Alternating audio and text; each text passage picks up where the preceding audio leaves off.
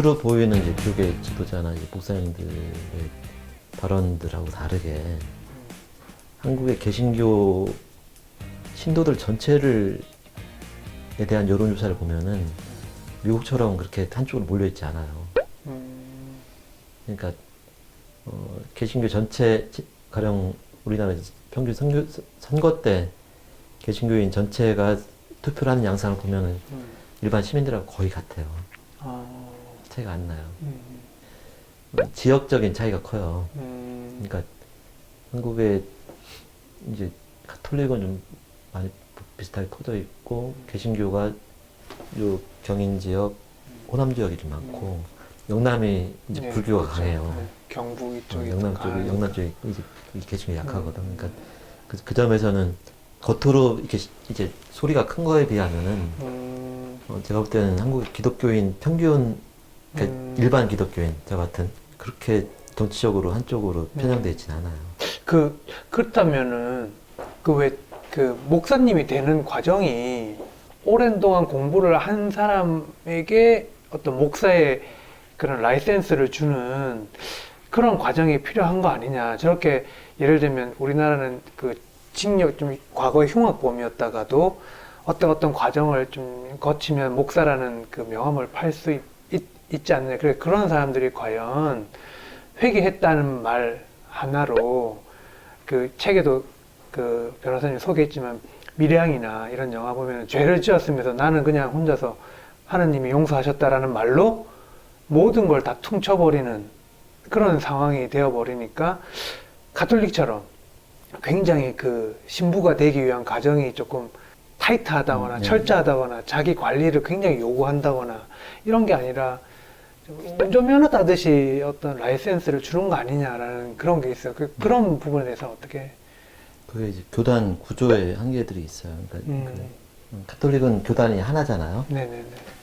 하나니까 이제 신학교도 이제 많지가 않. 근데 거기도 한 개만 있는 건 아니에요. 그러니까 그 로마에서 쭉 내려오는 그 이제 그 체계에서 가톨릭 신학교가 제일 메인으로 있지만 또 수도회별로 또 신학 신부를 양성하는 시스템도 있기도 한데 가톨릭은 전체가 어떤 틀이 하나가 있어요. 여기는 가톨릭 신부님들은 이제 독신 생활을 해야 되니까 신부를 우리나라가 제가 알기로는 한국의 가톨릭 신부님들이 제일 이렇게 일반적으로 수준이나 저희가 좋으신 거로 알고 있어요. 그러니까 개신교는 이제 가톨릭에서 독립해서 좀 자유를 추구하는 면이 크거든요. 그러니까 이게 양면인 동전의 양면처럼. 그러니까 개신교는 교단이 많아요.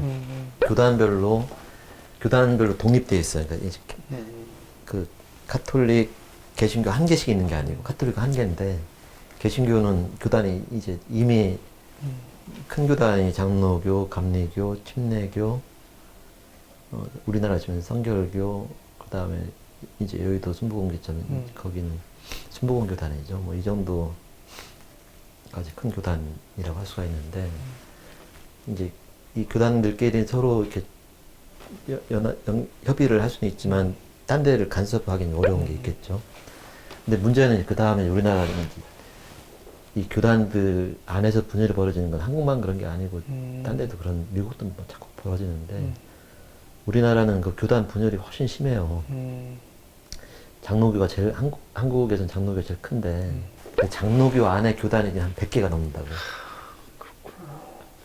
여기서 또 이제 갈라져 가지고 이제 뭐 군소교단들이 엄청 많아요. 그래서 100개인지 200개인지 전부 교회가 6만 개, 7만 개 된다고 그러는데 교단마다 신학교를 다 만들어요. 그러니까 작은 교단들, 아주 작은 군소교단에서 신학교를 어떻게 만들든 누가 뭐라고 할 수 있는 데가 없어요. 교회 안에서는. 사실상 관리가 정확하게는 안 되는 상황이에요. 그러고 그거를 정부가 그렇죠. 나서지도 못하는 그건 할 수가 거죠. 없잖아요. 그러니까 모든 목사님들이 다 뭐 몇 달 공부하고 목사 됐다 이건 아닌데 이제 그런 교단들이 이제 있는 거죠. 그거는 이제 통제가 안 되는 게 있고 그 큰 주류 교단에서 아버지하고 아들로 내려가는 교회 세습이나 그 교회 건축으로 불법 저지른 거로 네. 되는 그런 일들이 주류 교단의 제일 큰 교회에서 그런 일들이 벌어지니까 이게 뭐 교육이 단기여서 단기인 경우가 문제를 만들고 교육을 제대로 다 한 경우는 문제가 없다 이렇게 얘기할 수도 없어요. 이게 구조적인 문제로 지금 발생하고 있어요. 그거는 어떻게 생각하세요? 세금. 얼마 전에 이제 뭐 종교인 세금에 대해서 이제 이론적으로는 그 월급이 아니고 사례비다 음, 이론으로 반대하는 분들이 있는데 그러니까 기독교의 현상을 비판하는 거하고 기독교의 본질하고 좀 다르다는 거.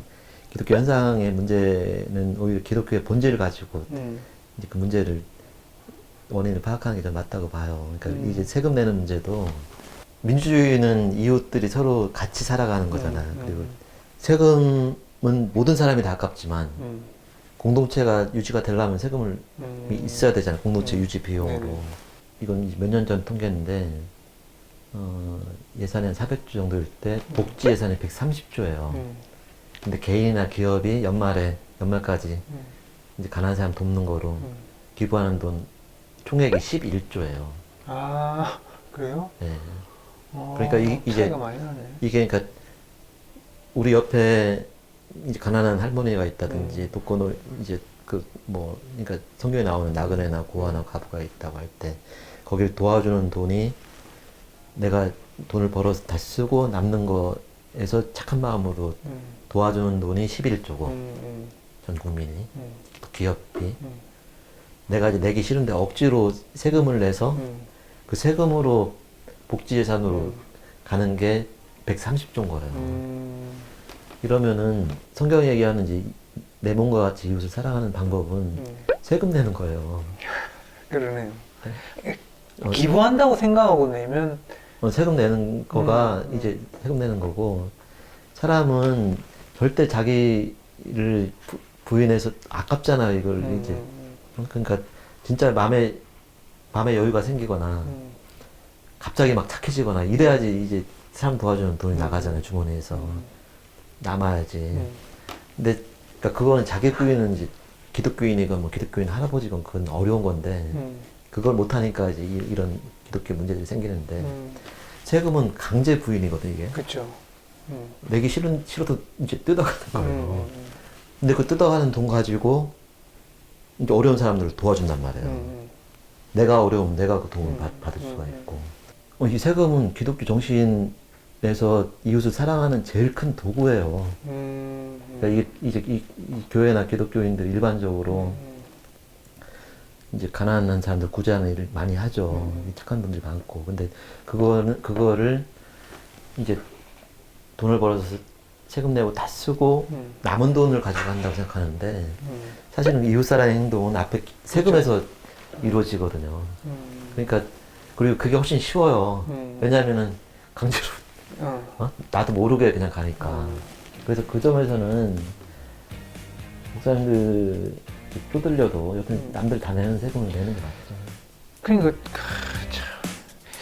자, 그러면은